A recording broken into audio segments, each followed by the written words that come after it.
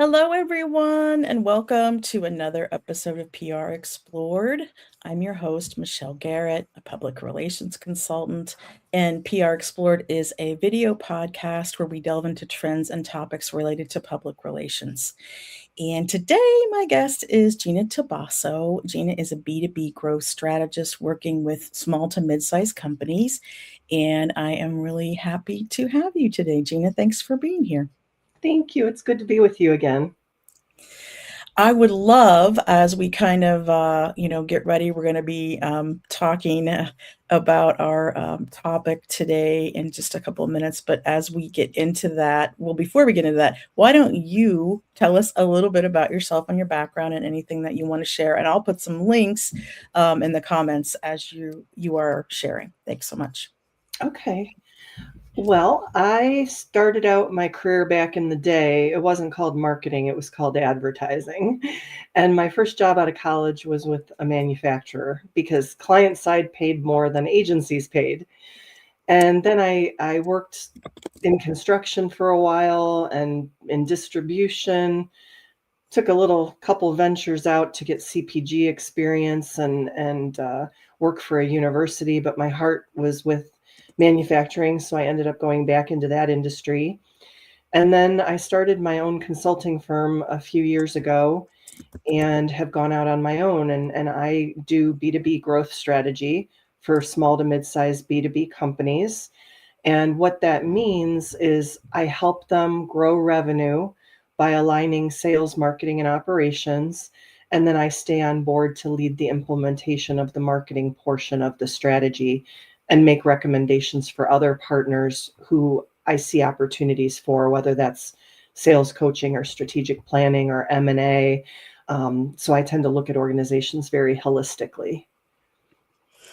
Yes, and I feel like it's obviously this is something that they really need, and I have known you for a few years now, and I just feel like there aren't a lot of people in this space, so I really respect and appreciate what you offer because everything that you share on LinkedIn, I feel like it's very it's very real, but it's very helpful.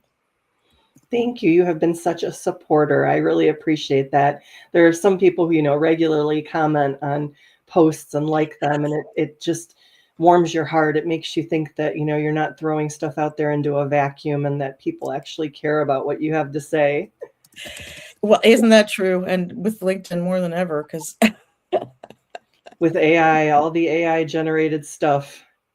yeah, you could post and you think nobody's paying attention, so it's always nice when somebody is actually interacting with what you have to say. And like I said, everything really resonates with me, and that's why I wanted to talk to you today because I'm going to put up the piece that kind of spurred my invitation to you to come on because I feel like it's just a topic that we don't uh, maybe talk about enough. And even before we went on today, we were kind of talking about how manufacturers can be a little bit sometimes they're a little slower on the marketing side sometimes because I think in my experience, like it's mostly based on relationships and kind of that they would call it the old boy network. I don't know if that's really a term we want to use anymore, but yeah, so they don't really always see the need for marketing, for PR, for communications and things like that. So that's that's kind of what caught my eye. So, and we're going to be talking about the let me pull up your piece because I forget what the name of it was, but I just remember that it was really it really resonated with me because I feel like a lot of times manufacturers do have a tendency to put this off, and even more so now. Again, as we were talking beforehand, the most expensive customer acquisition strategy is waiting. So they're waiting on things to change, to improve, for the uncertainty to kind of clear up, and that might not really serve them very well.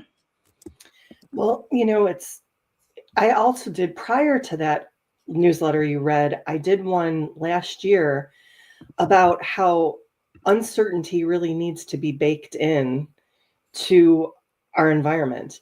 I mean, nothing's new. COVID happened, storms in Texas that took out petrochemical plants happened, the backup in the Suez Canal happened, a shortage of shipping containers happened, a shortage of logistics and truck drivers happened. Now, the new government's policies have happened with tariffs and reshoring and supply chain disruptions. So it's been years now. And even before COVID, other stuff happened. So if Yeah. people keep, life is cyclical. Life is a roller coaster ride, even in your own personal life. So it's no different in business. There's ups and downs. There's, downturns and upturns. Yeah. And that's what my manufacturing clients, that I've been working with for a while, and when I interview the CEO to kind of, we maybe write, pieces, thought pieces, trend pieces, thought leadership and things. That's what they will talk about, is the fact that, you have to be resilient and you have to kind of be thinking ahead and be prepared, but like anything can happen at any time. And again, just like you were saying, I've seen this with my clients. It's like, yes, there's always something that's going to impact the business, because there have been times when gas prices went up, which means diesel fuel goes up, not just right now, but that's happened before. And then that affects prices, and if work affects, the ability to ship things, and all of that. So that's just an example, but there's always, yeah, I mean, and think about, like the aging out of the workforce, and some of the manufacturing, Mhm. companies and things like that. So there are always things that they're going to have to, um, just kind of roll with, and that doesn't mean that you should stop marketing and just pull back entirely. So that's what I want to talk about today. And let's just get into our questions. And if anyone has a question, please feel free to share, and we will, be happy to try to address anything that's on your mind. So let's talk about, how economic conditions can impact marketing budgets, because sometimes companies pull back when they perceive there's an economic downturn. Yeah, I kind of went over that in when I was talking about the impacts that create uncertainty and what causes people to pull back. But what I tell my clients, and not all my clients are manufacturing clients. I've worked with tech and SaaS companies, AI companies, funded startups. But in the B2B space, the typical marketing budget that a company should be spending is 3 to 5% of revenue. And I find most of them aren't even spending 0.5%. And then they wonder why they see marketing as a cost center rather than a revenue generator, because they're doing this scattershot approach. Like, let's throw money at a wall and hope it sticks. Oh, this doesn't work. That didn't work. That didn't work. Oh, marketing doesn't work. And I tell them, it's a strategic process, like a process on your shop floor. You're trying to go to the end of the process. You're trying to do no marketing ever. You don't have a CRM. Your website is 20 years old, and you want to hire someone to do lead generation. That's the Mhm. end of the process. Yeah. You wouldn't do that on your shop floor. Don't do that in your marketing. And so I think with all those economic barriers, they end up cutting costs that they see as non-essential. And for a lot of like manufacturing companies, essential is the shop floor. It's producing product. Mhm. And so they scale back a lot of other areas of the business. And then what I always see is, and we can talk about even the next thing we said we were going to talk about, which is the process, that it's a continuing process. Mhm. So I find what happens is inevitably leads dry up, the funnel is empty, cash flow ceases, and that's when the panic begins. Like, we need to hire a new salesperson, we need to get marketing, we need to generate leads. And that's because you need to constantly be filling that funnel. We need to be bringing in and nurturing leads all the time, because I forget what the statistic is. I shared it in another LinkedIn newsletter I did, but something really low. It's something like 3% of people are ready to buy now. So Mhm. you're looking for that 3%. What about the 97%? Right. It doesn't mean they're not ready to buy at all. They're just not ready to buy now. Mhm. So those people need to be nurtured. And I also tell people that in manufacturing, sales cycles are really long. In any B2B business, sales cycles are a year and a half typically. And so, how can you expect a marketer to generate and convert leads in like 30 days when your sales cycle is a year and a half? You've got to stay in front of these new people for a year and a half to convince them to buy. And always, as people exit the funnel, you need to fill the funnel with new people. It's just continual process. Um, so I just wanted to kind of share that. Yeah, I think that's often, when we talk about, I mean, for me, sometimes people ask me, "Well, what do you mean when you say B2B?" They don't really understand. Well, it's business to business, of course, but what's different about it? Because, of course, I have also worked with clients in consumer, industries and all kinds of industries. But there's something different about B2B because the budgets are bigger.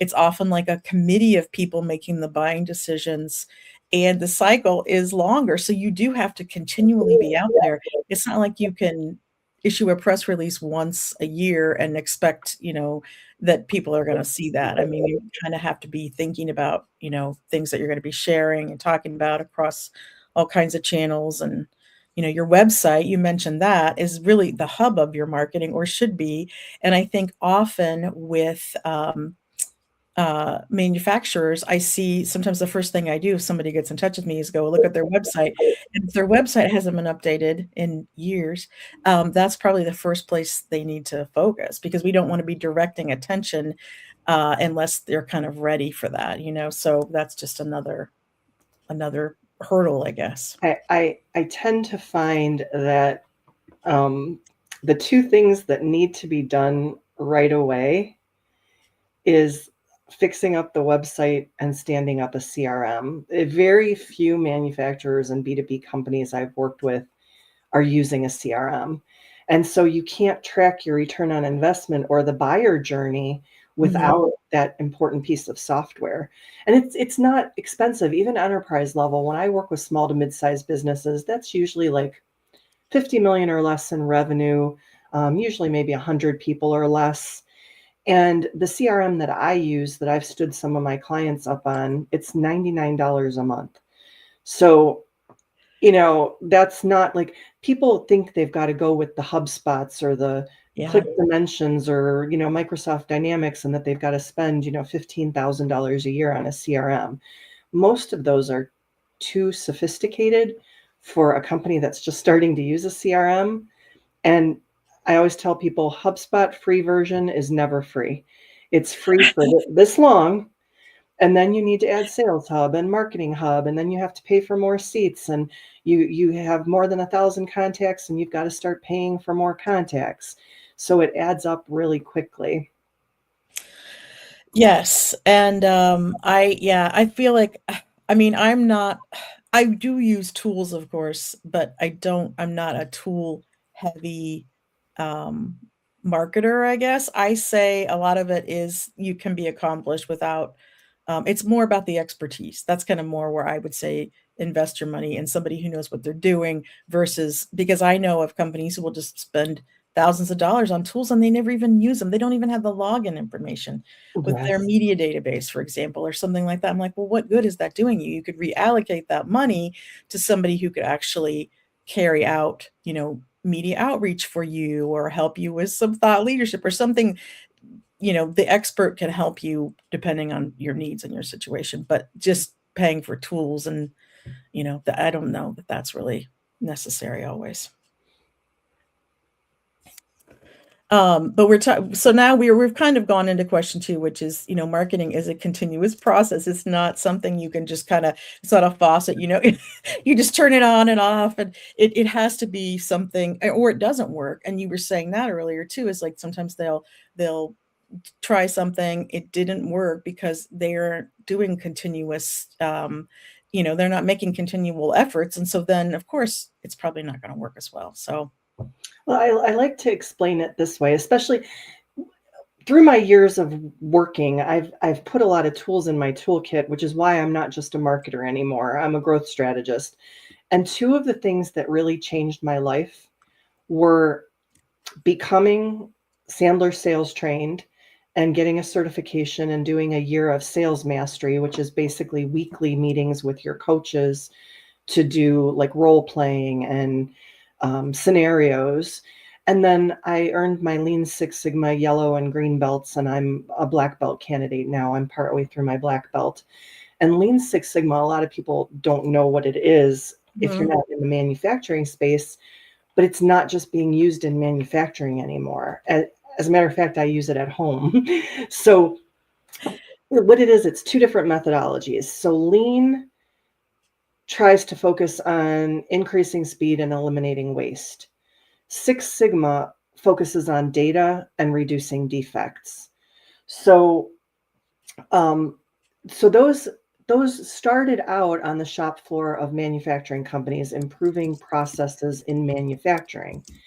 But I got my training at a university. I worked for a university, and because they taught Lean Six Sigma, they wanted their leadership team to all have belts and to do 3 projects a year. And then I was saying how I do it at home.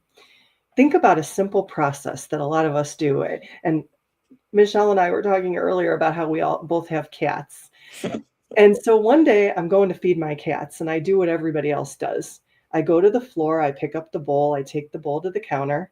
I go to the closet, I get the bag of dry food, I take it to the counter. I fill up the bowl, I take the bowl back to the floor. I go back to the counter, get the bag of food, put it back in the cupboard. Well, my Lean Six Sigma brain one day went off and said, "Dummy, it's dry food. You don't wash the bowl every day. Take the bowl to the bag or the bag to the bowl. Why are you making all these trips to the counter?" And, that's an example of a process improvement on a very simple level. So I like that the fact that and I tell marketers this is a good tip. Marketers who are getting more like mid-career sometimes ask me, what would you recommend I learn? And I tell them, if you can learn to speak other languages, and I don't mean Spanish or Japanese, if you can learn to speak other languages, add those tools to your toolkit. As marketers, a lot of people add marketing tools to their toolkit. Mhm. What made me go to the next level was when I added sales to my toolkit and I added Lean Six Sigma. So now I can go into a company and speak the language of sales, the language of marketing, and the language of operations. And I Mhm. can get all those teams into alignment, which Mhm. is something as just a marketer I couldn't have done 20 years ago. Um, so I encourage people to learn other methodologies, and like even now I've been learning about theory of constraints and like applying that. What are your bottlenecks in your facility?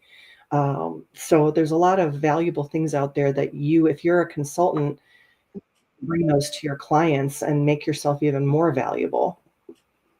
Yes, because, honestly, we are not, focused on one with sometimes if we're working with a client, we get asked to do a lot of things that we might not even, they might not have brought us in to do originally, but it's just part of, the process of working with them. So, it's always helpful if you can bring all that to the table, I think. So, yeah.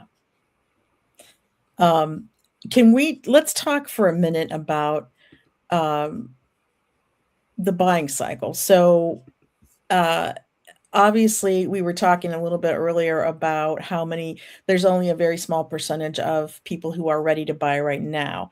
So there are people at different points along the path to making a buying decision or even to researching vendors or anything like that.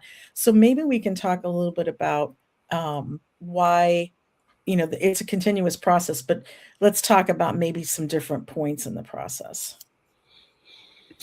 Yeah, that's one of the things I usually include. I include that in my strategy to educate my clients about the stages of the buyer journey. And, you Mhm. know, simplified, there's usually more than 3 stages. But if you just look at top, middle, and bottom of funnel, the top of the funnel is just awareness. People don't know who you are. You need to make them aware that you exist.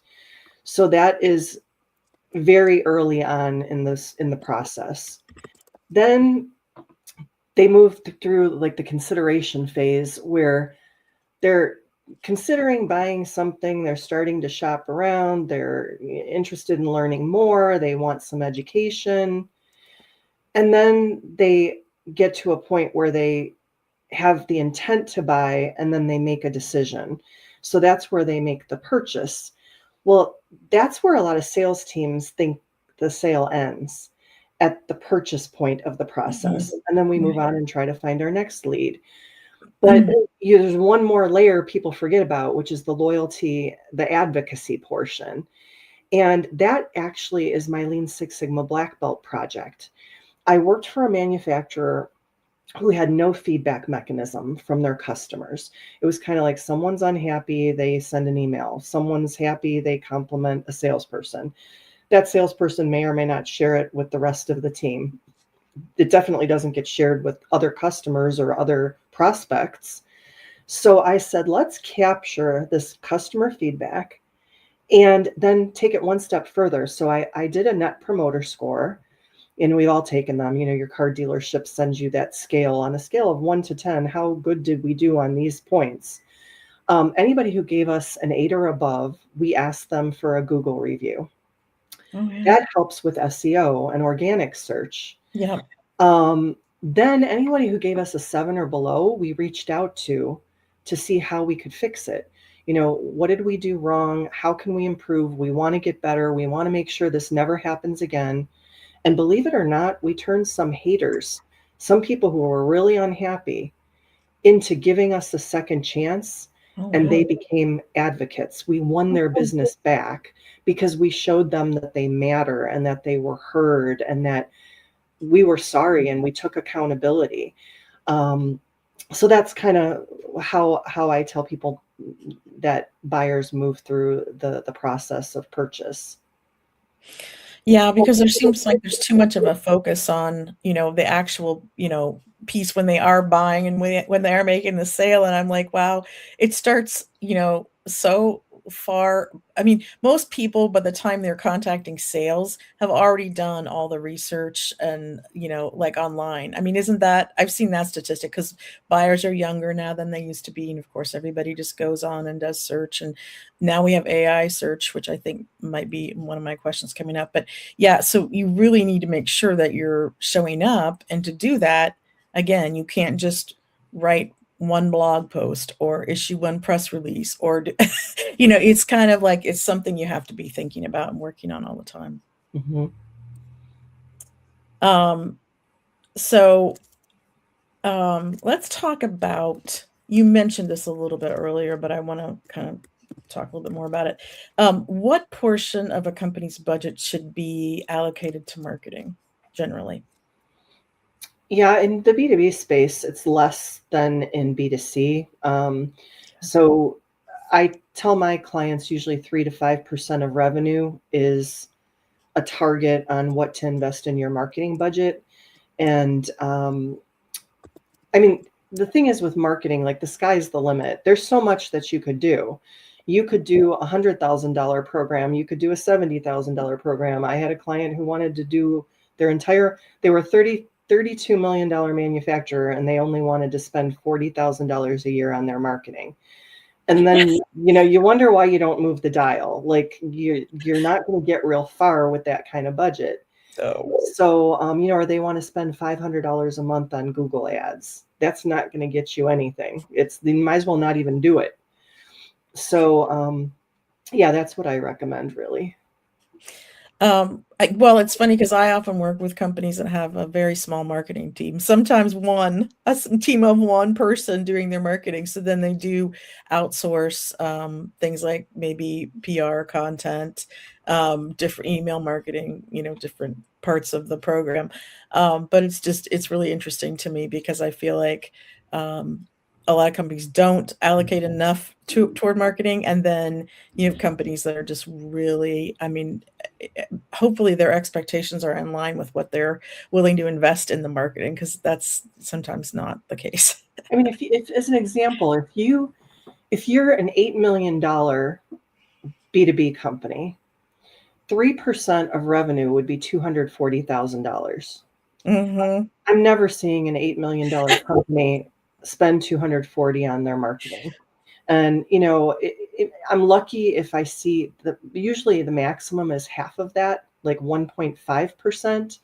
But I think the majority of people I've met are doing no marketing or spending like 0.5% on their budget. And that's just why they're not moving the dial. And they're putting, another thing that does is that puts all of the burden on the salespeople. They Yeah. have to do lead gen, they have to do lead nurturing, they have to warm people up. And you think about how many lost sales you could have, because salespeople just want volume, they want commission. So they call, get turned down, call 6 times, get turned down. Next, closed deal, lost, closed, lost. Let's move on to the next person. Closed, lost. Let's move on to the next person. Where if you continue to nurture those leads, they might convert eventually. And, the sales team isn't being given the support that they need. They're not being given the materials they need. And Mhm. so I feel bad for companies that don't have marketing because those salespeople are really overloaded and burnt out. Yeah, for sure. Do you think that there are times when a company should adjust their marketing budget? I mean, if they're launching a new product, I mean, what are some examples of, when you would, increase or decrease or make and adjust your budget? Yeah, I would definitely, with a new product launch, that takes a lot of effort. So, a new product or service launch, there's usually some additional budget allocation. Like I have a client, a prospective client that I'm working with that they sell cranes, like gantry cranes for manufacturing facilities. They started a second company where they're selling hoists. Well, they had to allocate additional budget to the hoist company. So they stopped doing the marketing for the crane company because that's a longer sales cycle and a harder sell. So they're Mhm. trying to ramp up the sales for the hoist company to generate some quick sales and quick revenue that they can then reinvest into the crane company to do marketing for that. Another time to adjust budget is honestly in a bad economy. Like it's a bad economy, tariffs, supply chain reshoring, everybody's tucking in and not spending. But Mhm. then you all were here, and now we're here being really conservative and waiting, waiting, waiting, waiting. Mhm. When everything breaks open, you're going to have all that ground to catch up. So the people Yeah. who are going to be ahead of the pack are the ones who, in that tough time, are investing. Because think of it, if your sales cycle is a year and a half,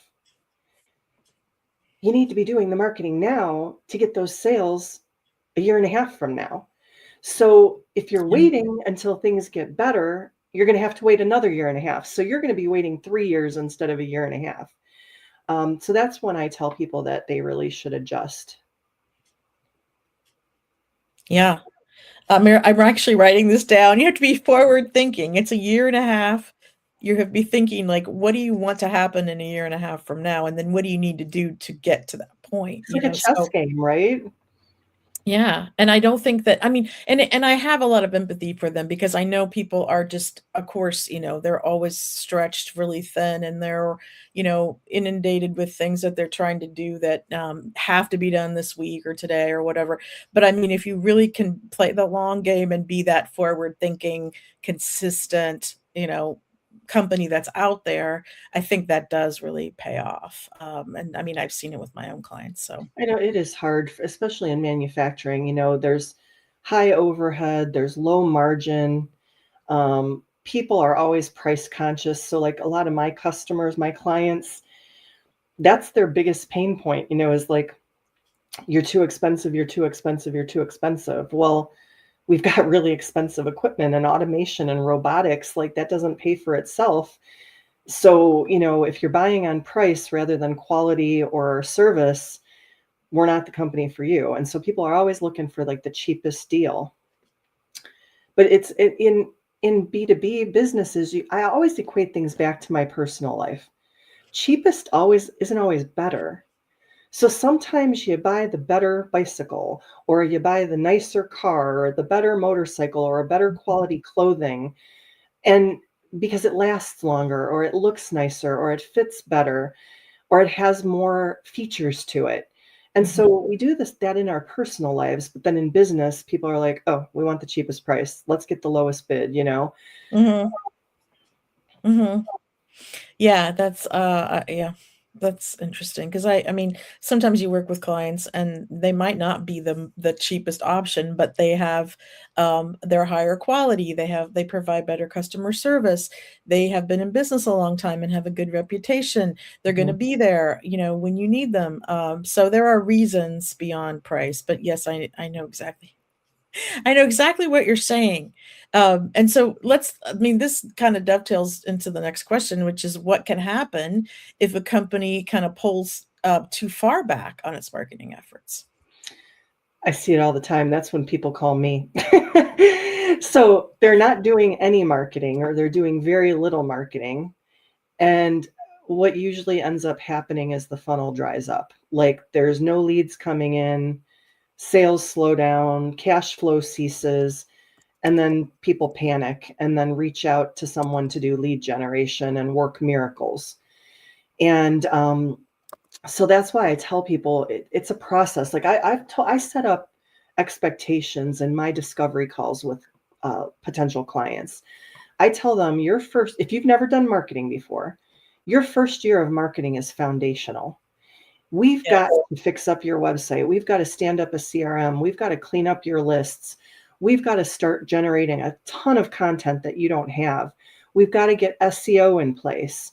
And then maybe the last few months of the year, we can turn toward, paid ads or LinkedIn outreach or whatever. right. But it's not the first year of ever doing marketing. You're probably not going to see a huge return on investment.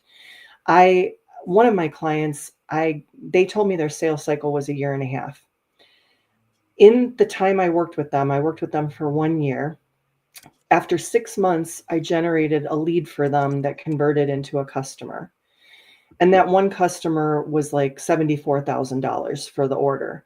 So it paid for my entire year of marketing and then a few $1,000s on top of that. So it's like, okay, if you got a whole year of a marketing team for free, you're doing pretty good. And so then they were like, "Oh, marketing's not working. We don't want to proceed. We don't want to continue a year two." Well, then the following year, because again, they told me their sales cycle was a year and a half. The following year, all these leads and sales started to pop that we had generated, and they got a ton of sales the following year. They sent me a couple gifts. They were like, "Thank you. You were right.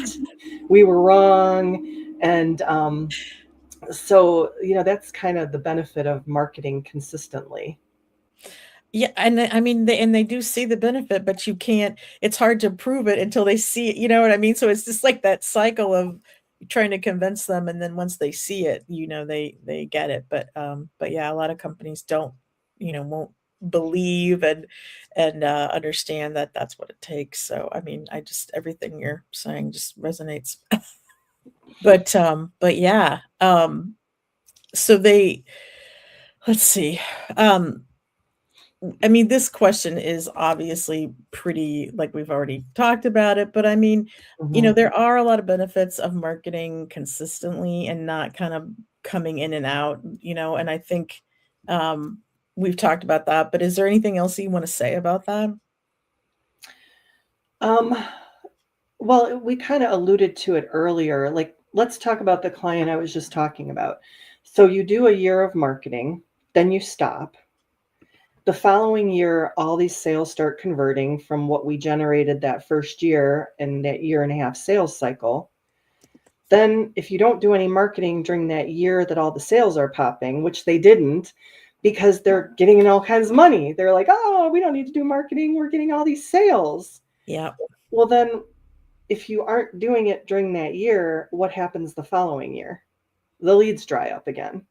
So it's this constant, repeating the mistake and then trying to catch up and getting behind and trying to catch up. And so I think if people stay on top of it, you never fall behind and get in that situation. And it applies to across the board, right? We're talking about, we both work with B2B companies and a lot of manufacturing clients and things. But I mean, even as me, as a single person business, I find the same thing. And I hear other consultants and freelancers say, well, I don't, my leads are drying up. I don't have any clients. I'm running out of, but they weren't, a lot of times their head was down. They were working, which I understand, but they weren't doing anything to market themselves and stay out there in front of their potential clients. That's the So, thing. I'm not a hypocrite. I practice what I preach. The majority of my time I spend marketing my own business. I'm doing everything. I'm guesting on podcasts. I'm starting a webinar series. I'm doing LinkedIn newsletters. I'm doing email marketing. I'm doing LinkedIn posts. I'm going to in-person events. I'm going to networking meetings. I go to conferences and trade shows. So I'm doing LinkedIn outreach and appointment setting. I'm doing warm calling. The only thing I'm not doing for my business is I mhm, haven't paid for any ads. I'm not right. paying for ads because as a consultant, I don't feel that that's going to get me traction. That's the other thing. I wanted to go to our last question you had because this segues perfectly into that. Okay. Um, so Michelle had asked me earlier, like if a company's on a tighter marketing budget, what are some suggestions on what to focus on? Yeah. What I just told you is it. I came up through the organic ranks through SEO and now AEO and GEO. And you can get a lot of traction with content, with press releases, with backlinks, with Google reviews, with claiming local listings, with social media. And so I, even YouTube, like Google owns YouTube, they factor video very heavily into their algorithm. I have a YouTube channel. Do a lot of people watch my videos? No. Do I care? No. I optimize the description with my keywords. Google crawls YouTube and says, oh, Gina's putting up a video every week. This is great. She's a thought leader in her space. And that factors into the SEO ranking. Hmm. So, I mean, yes, if people watched it, I would get ranked even higher because they do factor in comments and likes and all that stuff. Sure. But the fact that I have a presence and then I've got content that I can constantly add to my blog on my website. So my website is ranking because it's showing that I'm active and constantly posting new information. So yeah, that's what I would say is, and I'm doing it with my current client. They We decided to reallocate budget away from Google ads into content and into organic because you know organic is just the work, just the creating the content. It's not any additional spend like $3,500 a month on Google ads. And in B2B, Google ads aren't always the best way to go, especially now that people are searching through AI. um, I think SEO is the best way to go, and the PR and media relations because of those backlinks and those all those backlinks you get from magazines or trade publications or newspapers. Yeah. Those count as citations in AI. So that's what boosts your ranking in AI is all those citations you get. So that's what I'd focus on now. I'm exactly like you because I don't really spend money on my marketing, but I do spend a lot of time on it, and Mhm. I put effort into it. And I enjoy doing a lot of those things, and I also use myself as a guinea pig because some of the things that I learn, of course, I can apply to my clients as well. So I feel like it benefits every part of what I'm doing, and I really believe in that. And I do think a lot of people forget that Google owns YouTube, and that's the whole reason that I got on YouTube as well, because yeah, you're right. I mean, it may not be like, we're not obviously maybe at the top of the ranking, but that doesn't matter because it's important for search, and that's how a lot of people that are coming to me now, prospects, are actually talking to, Chat GPT or their, platform of choice to find me, even though I still get referrals, and I give business other ways. That's becoming more common, and they will tell me that you came up because, I ask all these questions and you were at the top of the list or whatever. So, and then, whether or not it pans out, it doesn't always, but like, it is definitely something that's I'm hearing and seeing more. So These were all good questions. I appreciate you digging out the information by asking the right questions. That's so important in an interview. Or years ago, I was a journalist. And so I interviewed a lot of people to write my articles. And I would say the best journalists are best detectives and researchers. And so it's always about asking the right questions. well, I appreciate that. No, but I have a journalism degree. I Uh, I and writing is kind of my and interviewing people, I mean, I always have enjoyed those things a lot, so I'm really, that's I'm glad to hear you say that because I I do try to, like, actually put some effort into these. Yeah, I Is have there a anything journalism degree and 2 English degrees, so I'm a writer through and through too. My daughter's studying English right now, so yeah. Is there anything else that you wanna share? Um, I had something in my brain, and when we started talking about journalism, it left my brain. I You can don't take a remember. minute and think, and I'm gonna put up your sites, your website and, some of these other links again. I know that, let's see, is there anything else? I'm looking here at my notes too. Um, yeah, so you mentioned that, you help obviously with the, if you have to when they go to implement the strategy, sometimes you have to bring in strategic partners. Do Mm-mm.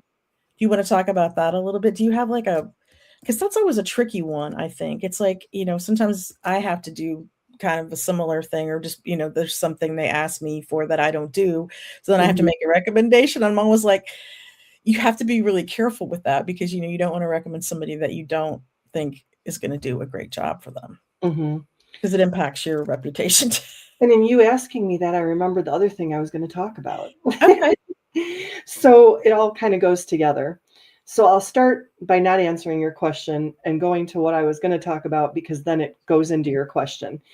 So, as part of a strategy, when I go in and do a growth strategy for a company, two of the big things I do, and this came up in my brain because of us talking about journalism and asking good questions and interviewing people. I first do a complete comprehensive sales assessment. I interview the entire sales team and I ask them a list of about 40 questions to look at everything, their process, their playbook, their sales cycle, their timelines, their experience, um, what they like about their job, what they don't, what they think could be improved. And then I also interview 3 to 5 of the company's current, former, or ideal clients, and I do voice of customer work. And I ask over 20 questions to them, and it's basically an external SWOT analysis. I look at how do the customers perceive the company's strengths, weaknesses, opportunities, and threats. And then I do an internal SWOT analysis with the leadership team. 99% of the time, the internal SWOT and the external SWOT do not match. How you perceive yourself is not the way everyone else perceives you. Mhm. And what matters is how the customers perceive you. So it's getting those into alignment. So with that said, that's where you uncover those opportunities. And sometimes the opportunities have nothing to do with me. They don't have anything to do with marketing. The sales team, they're amazing engineers and machinists who've come up from the shop floor. They can talk product specification all day, but they've Mhm. got no sales training and they don't know how to close and convert. That's going to cause a problem for me showing an ROI on my work if they can't convert those leads I bring in because they're just order takers. They need to get a sales coach. I'm not a sales coach. I know Mhm. guys that I'm strategic partners with that I would recommend and put my reputation on the line for. I also look at their strategic plan. What are your 3 to 5 year goals? Because that's going to inform my marketing strategy.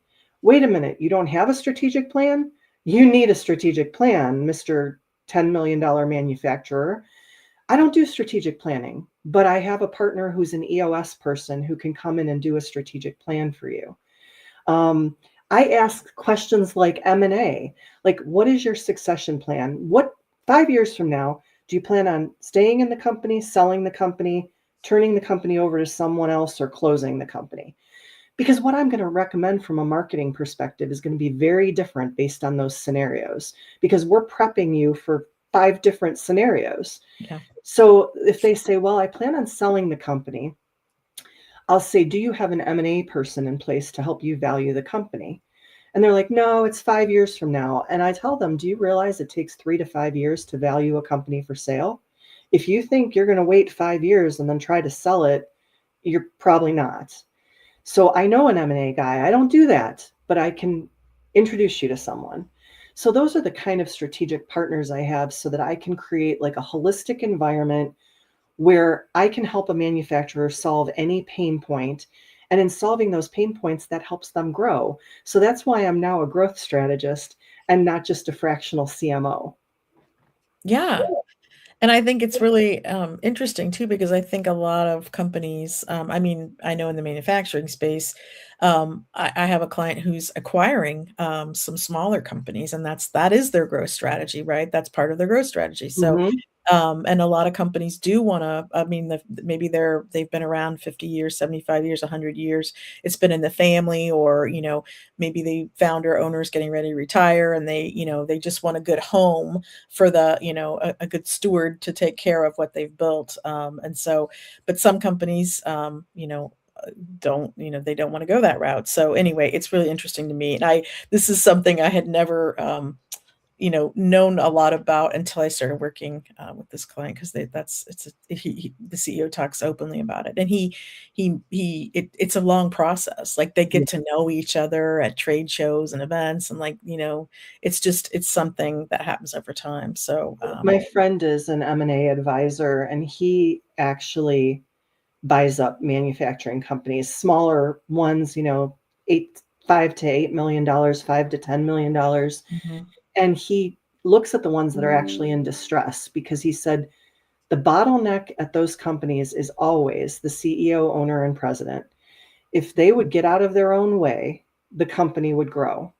And so what he does is he buys the company, he fires them, he takes over, he puts in the proper processes, and the companies become incredibly profitable, and then he can sell them. So yeah. yeah, it's just that's another thing, advice I would give people is network, network, network. Build your network. I am only as strong as my network, and I have so many people supporting me and so many people I can call on, that I'm not alone. So, as a solopreneur, I'm not alone. I have a team, Mhm. and that's very powerful. It's even in the downturn times, that's sometimes what gets you through it, is people are there to help you through the struggle and kind of raise you up, and look out for each other. Absolutely. Yeah, because again, it's cyclical, and we know that, it's never going to just be like there's always going to be ups and downs, and Yep, things happening. So we the have to roller kind of coaster of life. stick together and support each other when we can. So yeah, no, I appreciate that. Thank you, Michelle. Thank you for always supporting me too through the roller coaster ride. And I'm glad that we're friends, and I'm glad we were able to get together again. Me too, Gina. I really enjoyed this conversation, and again, I think that you're one of the wiser people in my network on the manufacturing and B2B side, and I'm always interested in what you have to say. And yeah, I really hope that everybody who listens or watches gets something. I'm sure they will take something away from this that will help them. I And I'll really, put all of Gina's links in the comments. I Please really want to follow. tell all the listeners and followers here, I am a servant leader, and I believe if I do the right thing, the money will come. And I love to help people. So if anything I said resonated with you, that you want to talk about more, or you want advice on, or to brainstorm, please reach out. I'd be happy to add you to my network. So, maybe I can't help you, but maybe I know someone who can. Yes, and I put your LinkedIn in there and, of course, your website and your link to your webinars and all of those links, but I really hope people will find you on LinkedIn and follow you because you do post a lot of great things on there, and that would be a great way, to, get to know you and vice versa, so, yeah, Thank you. absolutely.